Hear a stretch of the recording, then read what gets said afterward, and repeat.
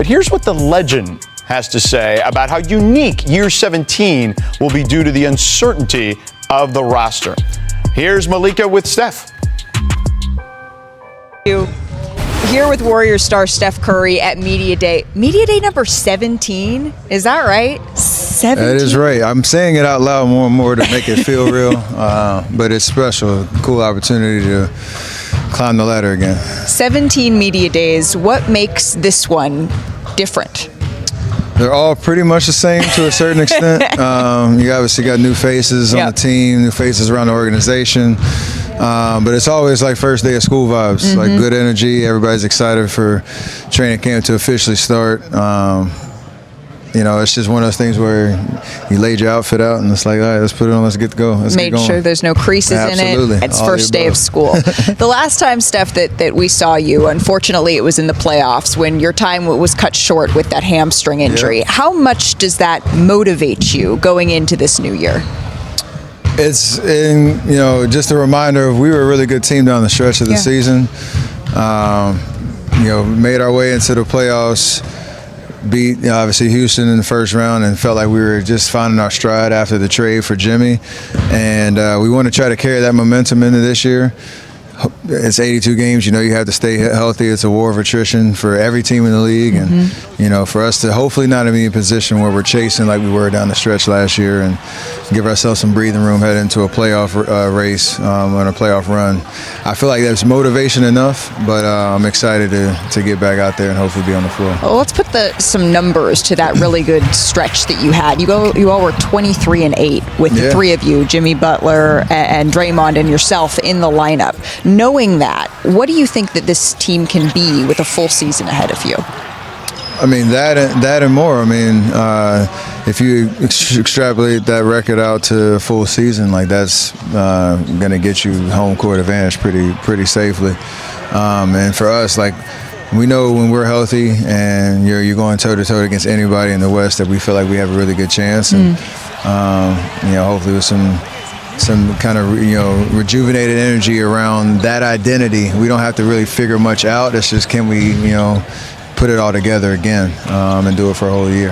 Draymond told me that this may be the most crowded he has seen the Western Conference, and that's saying something because every single year it feels like we're talking about how crowded the West is. What do you think? Where does this stack up over the course of your career? It's definitely the most competitive top to bottom. I think there's, you know, always been, you know, your favorites.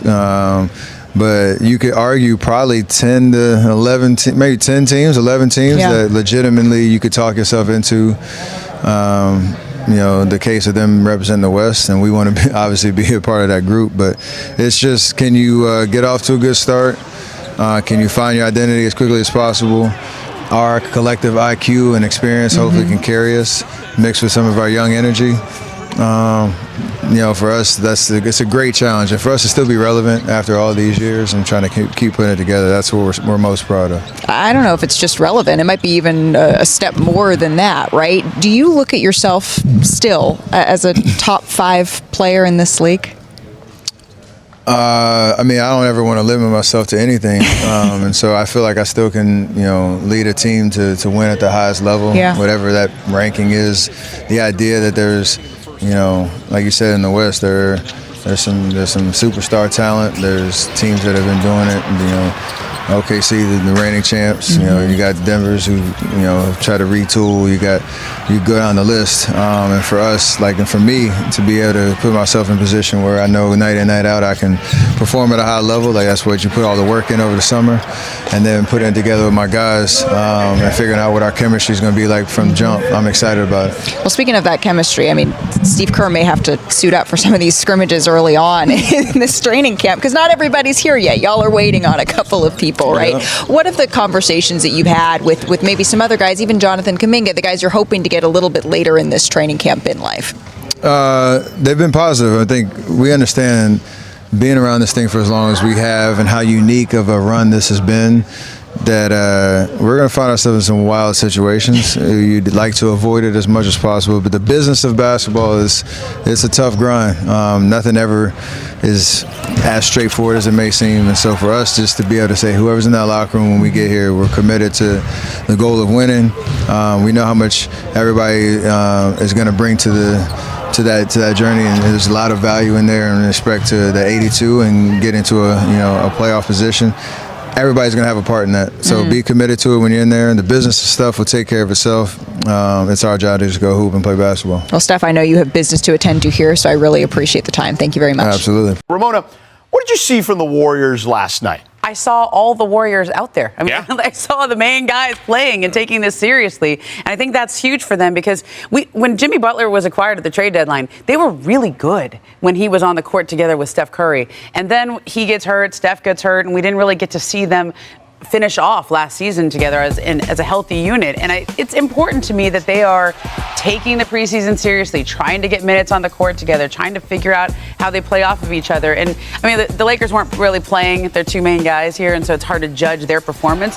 But the Warriors want to come out of the gates fast here, you can tell. Yeah, and they're deep. I talked about that with Steve Kerr last night. They feel good about their roster right now. Maybe there'll be some stuff they have to figure out from 9 to 11. But last year they went into the season, Mark, having to figure out like 6 different things. Yeah. But Jonathan Kuminga is one of those things they'll have to figure out a role for. He signs his contract. Stalemate is over. Yeah. What do you see from him?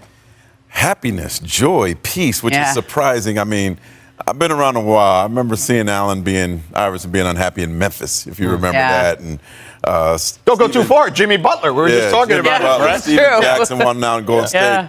Kevin Durant not being happy. But I saw Kuminga dancing after the game, and he just told me he was at peace. I think the guys, Steph, Draymond, Jimmy, and Buddy Hield played a good role in giving them support. And I think that helped him a lot. He comes from a family from Congo that he said they never were a stressful family. That's not his DNA. And regardless to whether he's at Golden State or somewhere else, he feels like he's going to figure it out. But at Golden State, he's like, I'm committed here, and I want to win a championship here. Yeah. So it didn't sound like somebody who was trying to force his way out. I'm curious to see, though, if he does the little things. A couple years ago, he was starting to do that. Remember, we had this big to-do about him and Steve. He did say it was important for him to be very good on both sides of the court. Yeah, I would agree that definitely is important for them. I mean, this is a guy who's got 30-point potential. Yeah. We saw that in the games that Steph wasn't around after he went down due to injury. But a couple years ago, after the big to-do with him and Steve Kerr, they had this come to Jesus meeting or whatever, and he started doing the little things, and he could fall into 14, 15 points a game, Bobby. So what do you think can carry over with this group here moving forward in the regular season? Well, I mean, I think when you look at the regular season, and we're going to go over to the touchscreen, if you're Mike Dunleavy Jr., their general manager, you're feeling pretty good this morning as far as where this roster was. And we didn't even see Al Horford last night in that starting role there for them. There was certainly a lot of different matchups. This is their depth when you look at it with Gary Payton the second and Al Horford and Seth Curry and Jonathan Kuminga. Yeah. That's not their starting lineup with Steph Curry and Moses Moody. And here's some of the questions that we went into the offseason with. How can they get some size at 5? We heard Steve Kerr talking about how we're not going to see Draymond Green as much at the 5. Now you add Al Horford to the mix. A mobile rim protector here. Certainly Horford. Front court depth. You sign Jonathan Kuminga in the offseason here. Defensive mind reserve guards. Gary Payton is back. I think the biggest question, can you confine that consistent third scorer? That plagued them a little bit during the postseason here. You have Steph Curry. You have Jimmy Butler to this roster. Buddy Hield is back. We brought back DeAnthony Melton, who's going to be out 4 weeks here. But they've addressed a lot of things that we were questioning in the offseason. And you saw, at least in those first 2 quarters last night, this Golden State team with Steph Curry on the court could be dangerous here. Well, and the Jimmy thing is interesting because it allows them to get set on defense, which is important because he gets to the line. He doesn't turn the ball over. I think all those things are important. Speaking of important, the King has put out something on his social media about the decision of all decisions coming tomorrow at noon Eastern. Ramona, anything to this? We all obviously saw this and thought, whoa, is he announcing something? And I don't know that we should get all that worked up about it. Just from those first Vibes? call, vibes, text, whatever. It doesn't Word sound on the like street? Yeah, something like that. It doesn't sound like it's something to get all that worked up about. You know, Okay. he did this earlier in the summer and it ended up being an ad, so we'll see what this is tomorrow. Okay, fair Tune in, enough. whatever. Not a farewell. time. Okay, all right. Well, we'll see what We'll it is see. tomorrow anyway. I'm really just showing the team I can be a good rim protector for them, anchoring the defense, and just having a good communicative terminology to my guys, and just being their backbone out there. How has the assimilation process been for you in just your second preseason game and a little bit of camp with the Lakers? It's been fun, just running out, having a terminology where JJ's letting us go out there and just play hard, be physical and just get our tails in shape. DeAndre, good luck. Thanks for the time. Thank you so much. Now, it's interesting, Bobby. You started to address it earlier when we saw the highlights. JJ told us yesterday he wants them to play with force and physicality. That's what they're working on right now, specifically in the preseason. But how did Ayton look like? What did Ayton look like to you? You saw a little bit of a glimpse last night, and this was out without Luka in the game as far as the ability to roll to the rim. We saw him certainly a couple alley-oops here. I think it's going to be interesting when Luka is out there with him, ability to set him up, pick and roll. But there were glimpses last night as far as how effective DeAndre Ayton could be without a Luka Doncic on the court. He's one of the best pick and roll guys in the NBA. He's also had some up and downs in his career, as you can attest to. But this is different. This ain't Phoenix. This ain't Portland. This spotlight, I think, is going to bring the best out of him, and it has to bring the best out of him. If he's going to get the easiest shots of his career, he's going to play with two of the best players in the history of the world. They're going to make him better every day. And if he brings that talent that he has, he could be an X factor for something special in LA. Every interview I've heard him give so far this year has been him embracing his role. Like, he seems to understand that this is what the Lakers need him for, rim protection and being a lob threat. And if he's good with that, if he's bought into that, I think that's exactly what the Lakers are looking for out of DeAndre Ayton. But if he's trying to score more or prove himself that he can be a dominant post or whatever it is, then that's not going to be great. Yeah, I mean, look, a lot of it is, people have questioned his desire, and we'll see if that comes to fruition here in a positive way for the Lakers. Nikola Jokic took on a familiar foe in Rudy Gobert this weekend. There's the Joker. Things get testy early here, Mark. Oh, that European battle right there, man. I mean, he caught, But neither one of them something wanna right to the fight. chin. Nah, they're good. Yeah. They're good. A minute later, though, Joker gets back to doing Joker things as he finds new teammate Cam Johnson for the layup. What a great pickup. Then later in the first, Nuggets, you'll see here, nearly turn it over. Their possession seems to stall out. Check out Anthony Edwards here on the bench letting the Nuggets hear it. But Bruce Brown says, not so fast, my friend. Wide open for this three. Brown gets that one after the game. He was asked what it was like to hear his name announced for the first time. His response? Go hear it yourself. I'm going to be honest, I did not hear it. I was too busy talking to Ant. So I was too busy talking stuff to the Timberwolves bench, so I didn't even know what he said. I was out of it. All right, look who's back in Charlotte. LaMelo Ball on the court for the first time since March. Hornets hosting the Thunder. Defending champs. Well, the backups at least are out there at the moment. Brandon Miller gets the steal and the slam on the other end. I look forward to seeing him back, too. It's all about availability with these guys. Second quarter, LaMelo, one-legged three. There is not a shot out there that he won't take. Next possession. And one mixtape. Here's another one. And one mixtape. Step back, one-legged jumper. How many three-point lines are out there? Yes, sir. We play it on. High school, college. And then in the third, Aaron Wiggins takes over here. Three ball is good. Wiggins game high 23. Thunder roll 135 to 114. And it feels like the Hornets will have a lot of headaches this year. The Thunder won by 21 despite sitting 10 players, including SGA, Jalen Williams, and Chet Holmgren. Aaron Wiggins, center Jalen Williams, and Isaiah Joe were the only title team rotation members who played. OKC is scary no matter what, obviously, at this point, no matter who's on the floor. So, Mark, Let's talk about the West here and who can contend against them. Did the Nuggets do enough to compete with the Thunder? Yes, they do. They took them to a Game 7 without this team, which is a better team and perhaps even better on paper than the one that won a championship. You got Cam Johnson, Valanciunas, which I think people are sleeping on that pick.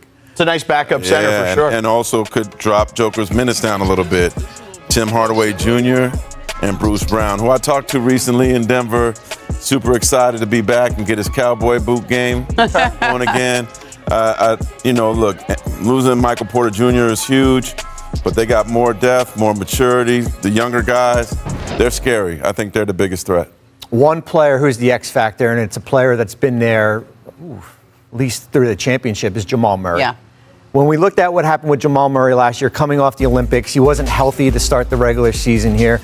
Now he's healthy, he's in shape.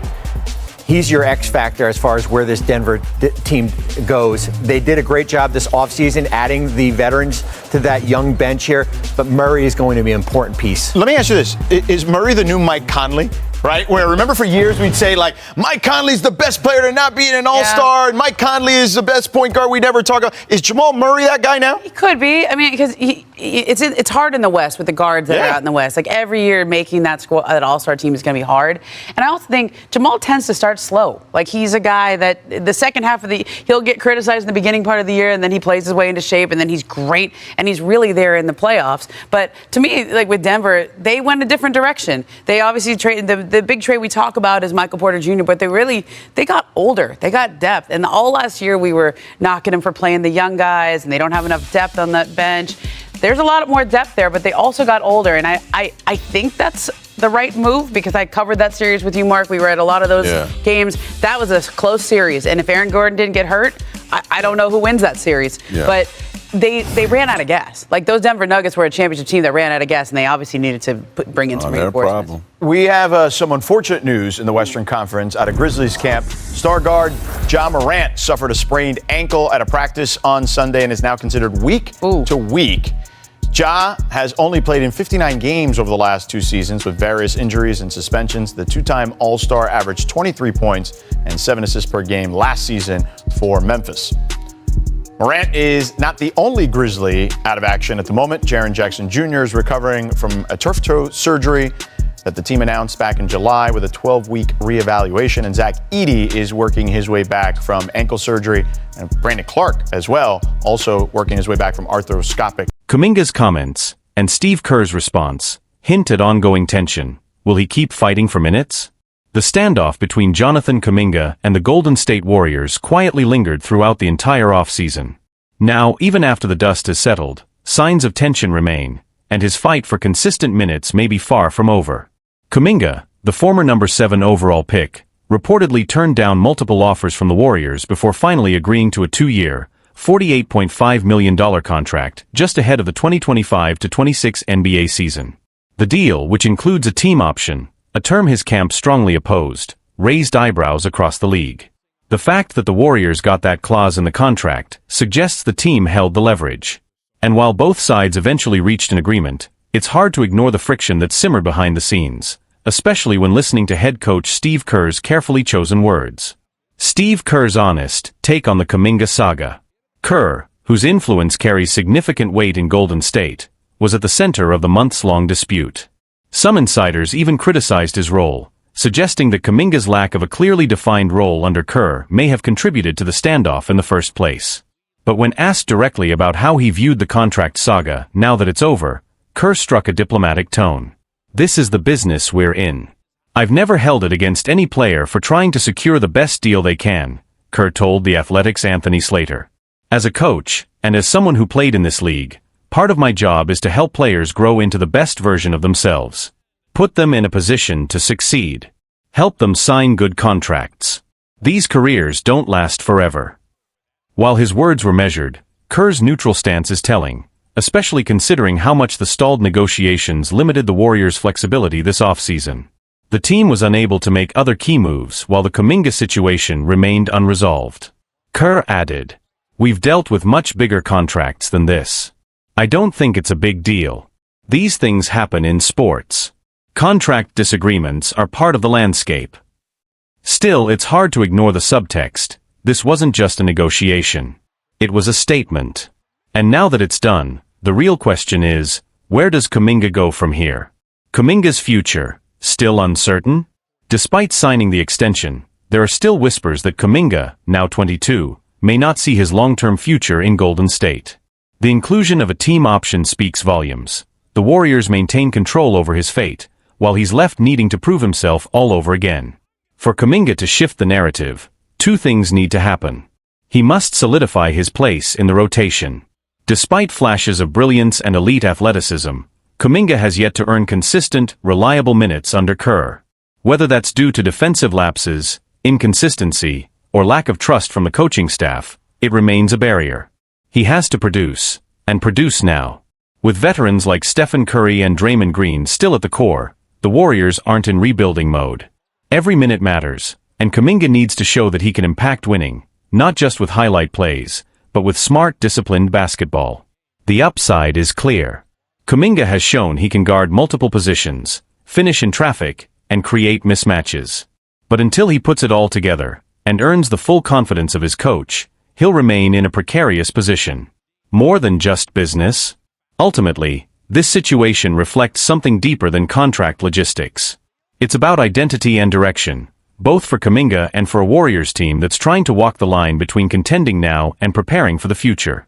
Kuminga's talent isn't in question, but his fit in Kerr's system, and the organization's long-term plans, still are. The contract may be signed. The summer may be behind them. But the real story? It's still unfolding, and Kuminga's next steps will determine whether this chapter ends with a breakout or a breakup. Trust still in question?